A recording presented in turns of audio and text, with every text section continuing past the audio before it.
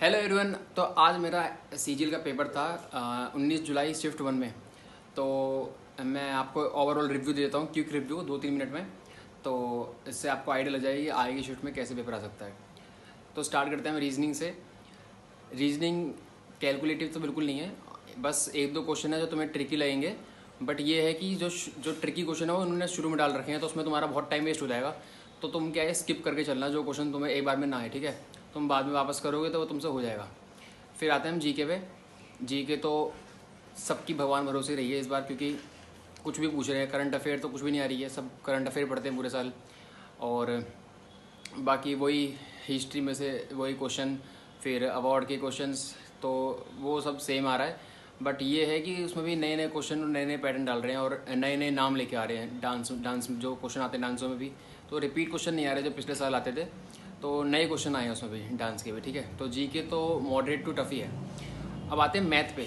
Main math का issue बन रहा है हमारी शिफ्ट में। जिस बच्चे को भी देख रहा हूँ वो 19-20 क्वेश्चन करके आया है। ऐसा मैंने अभी तक कोई नहीं सुना कि जिससे 24 या 23-25 क्वेश्चन ठीक हुए हों।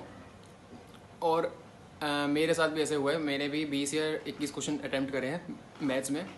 अदरवाइज़ मेरे मैथ्स में सही अटैम्प्ट रहते हैं। मेरे सीपीयू में भी मेरे 47.5 नंबर थे और टाइम की मेरे को उसमें कोई दिक्कत नहीं रही थी। बट इस पेपर में रीजनिंग और मैथ्स दोनों को एक साथ हैंडल करना, एक साथ मतलब कि तुम हिंदी रीजनिंग में भी अच्छा कर रहे हो और मैथ्स में भी अच्छा नहीं कर पाओगे दोनों में।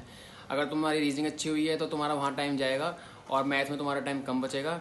तो ऐसे ही बहुत बच्चों का हुआ है हमारी शिफ्ट में कि किसी के 15 क्वेश्चन हुए मैथ में, किसी के 16-17 ही हुए, ठीक है। तो क्वेश्चन देख ही नहीं पाए। बट मैंने एक चीज़ ये देखी कि मैंने जब शुरू के क्वेश्चन में कर रहा था तो मैं क्या करता हूँ, पहले के शुरू में क्वेश्चन जो नहीं होते, जो थोड़े लेंथी होते हैं, उनको स्किप कर देता हूँ। तो मैंने देखा 15 क्वेश्चन के बाद जो 16, 17, 18, 19, 25 क्वेश्चन तक थे वो आगे थे ईजी लेवल पे। शुरू में उन्होंने मॉडरेट वाले और हार्ड वाले, जो एक दो क्वेश्चन हार्ड होते हैं बाकी जो मॉडरेट होते हैं वो उन्होंने स्टार्टिंग में डाल रखे थे। और कैलकुलेशन वाले भी थे 2-3 क्वेश्चन, बहुत टफ कैलकुलेशन थी। बट वो क्या ऑप्शन से अगर तुम करना चाहो तो ऑप्शन से वो हो रहे थे। फिर आते हैं इंग्लिश पे। इंग्लिश में ईडियम फ्रेजेस तो वही आ रहे हैं घिसे पिटे, वो हर बच्चा कर लेगा। और वोकेबलरी जो आ रही है वो मुझे लग रहा है कि इन्होंने इस बार नई वोकेबलरी पूछी है और ऑप्शन भी थोड़े कन्फ्यूज़न है, बहुत पास ऑप्शन है। तो इसमें ऑप्शन एलिमिनेशन करके तो तुम नहीं कर पाओगे। या तो तुम्हें पर्टिकुलर वर्ड का मीनिंग पता होना चाहिए या फिर तुम्हें स्किप करना पड़ेगा वो क्वेश्चन, ठीक है। तो मैंने स्किप करे एक दो क्वेश्चन उसके वोकेबलरी के। फिर आते हैं तुम्हारा इस पे फिल इन द ब्लैंक्स पे। फिल इन द ब्लैंक्स भी अच्छे लेवल का पूछा है इन्होंने। PQRS तो ईजी था, PQRS जो आया था, और ईडियम भी ईजी था, डायरेक्ट इनडायरेक्ट और एक्टिव पैसिव भी ईजी था। बस इसका आपका वन वर्ड सब्सटीट्यूशन और नहीं, वन वर्ड सब्सटीट्यूशन भी ईजी था, बस सिनोनिम और इंटोनिम थोड़े से कन्फ्यूजिंग थे। और फिल इन द ब्लैंक्स तो थोड़ा मॉडरेट ही था, मतलब अच्छे लेवल का था। तो ओवरऑल अभी ये चर्चा चल रही है कि हमारी वाली शिफ्ट जो 19 की फर्स्ट शिफ्ट है वो काफ़ी टफ आई है और मैथ्स की वजह से लोगों का टाइम भी कम रहा। तो एक सब्जेक्ट के उससे हम ये नहीं कह सकते, क्योंकि अगर आप स्किप करके चलते और 15 क्वेश्चन के आगे जाके अगर आप और सॉल्व करते तो क्वेश्चन इजीली हो रहे थे। और 2-3 क्वेश्चन हर शिफ्ट में टफ आते ही हैं। तो किसी किसी शिफ्ट में क्या है वो शुरू में दे देते हैं टफ क्वेश्चन, किसी में लास्ट में दे देते हैं। तो वो इसलिए अगर हमारे शिफ्ट में क्या हुआ वो शुरू में दे दिए 2-4 क्वेश्चन जो टफ थे, ठीक है।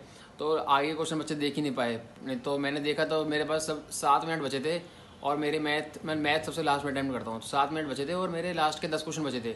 तो मैंने 10 में से 9 क्वेश्चन मैंने कर लिए थे और मैंने एक स्किप कर दिया था, ठीक है। और उसके बाद एक रीजनिंग का मेरा क्वेश्चन बचा था, वो भी मेरा हो गया था उन्हीं 7 मिनट में। तो ये था ओवरऑल मिला के। अगर तुम्हारा टाइम तुमने ज़्यादा एक क्वेश्चन पे तुमने स्पेंड नहीं करा और तुमने सारे क्वेश्चन 100 के 100 देख लिए तो तुम 75 to 80 अटैम्प्ट तुम आराम से कर सकते हो। 85 तक भी जा सकता है। बट अब क्या है, मैथ्स की वजह से है बच्चों के कम अटैम्प्ट रह गए हैं, तो वो 75 और 80, किसी 70 भी रह गए, तो उसी पर लटक गया, ठीक है। बाकी देखते हैं सारी शिफ्ट होने के बाद पता पड़ेगा कि कौन सी शिफ्ट सबसे ज़्यादा हार्ड थी। अपनी शिफ्ट सबको हार्ड लगती है और मुझे भी लगी इस बार, नहीं तो मेरे को लगता नहीं, क्योंकि CPO CHSL तो मैंने दिया था तो मेरे को इतनी ईजी मतलब इतनी हार्ड लगी नहीं थी। बट ये वाली शिफ्ट मेरे को थोड़ी बहुत टफ लगी थी। और जो टेक्स्ट बुक मॉक टेस्ट बना रहा था उससे तो कुछ मैच नहीं हो रहा, ठीक है। उसको देना बंद कर दो, मॉक टेस्ट देना बंद कर दो। जो आपके नोट्स हैं GK में उसी को रिवाइज करो। और मैथ्स के आप कोऑर्डिनेट ज्योमेट्री और ट्रिग्नोमेट्री और मतलब कि एडवांस मैथ अच्छे से कर लो। बाकी जो अर्थमेटिक आ रही है वो इतनी कैलकुलेटिव नहीं आ रही है, नॉर्मल आपके टाइम एंड वर्क के क्वेश्चन, ट्रेन स्पीड डिस्टेंस और फिर एक्सपेंडिचर कंजप्शन क्वेश्चन, ये सारे नॉर्मल आ रहे हैं अर्थमेटिक में। एडवांस पे ध्यान दोगे तो आपका बढ़िया हो जाएगा, थोड़े फॉर्मूले रिवाइज करके चले जाना। बाकी ओवरऑल तो देखो 2023 के कंपेरिजन, मैंने 2023 वाला भी दिया था, उसके कंपेरिजन में तो 19 से 20 ही है, ठीक है। उससे तो टफ है, बट इतना भी टफ नहीं है कि आप इतने कम अटैम्प्ट करोगे कि 70-65 पर सोचोगे हो जाएगा, वो नहीं हो पाएगा।